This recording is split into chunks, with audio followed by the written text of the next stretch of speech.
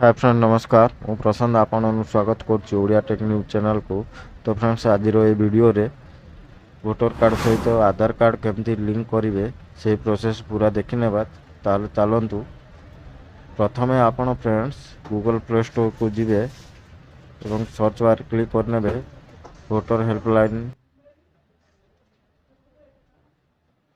एवं सर्च करने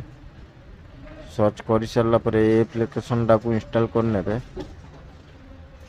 जेहेतु आगु इंस्टॉल करने से ओपन देखा एवं वोटर रजिस्ट्रेशन उपरे क्लिक करने क्लिक कर सारा पर फॉर्म 6B उपरे क्लिक करनियंतु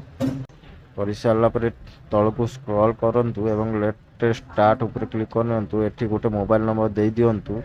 एवं सेंड ओटीपी उपरे क्लिक करनियंतु एवं ओटीपी आपन को फोन को एक ओटीपी आसीबो सेतिरे आसिला पर वेरीफाई करनियंतु एठी निजर स्टेट सिलेक्ट करनियंतु जेहेतु आमे ओडिशा सिलेक्ट करनेबा एठी निजर वोटर आईडी नंबर एंट्री कर दियंतु एवं फिर डिटेल्स उपरे क्लिक करनियंतु से डिटेल्स पर क्लिक करला पर आपनकर सब डॉक्यूमेंट एठी शो हो जिवो।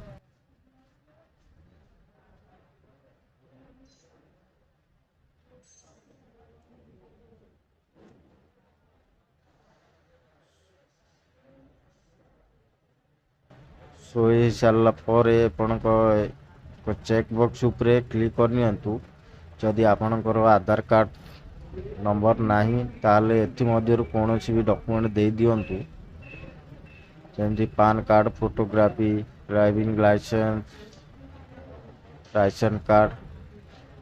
जेहेतु मो पाखरे आधार नंबर अच्छी से मु एठी आधार नंबर टी एंट्री करनेबी।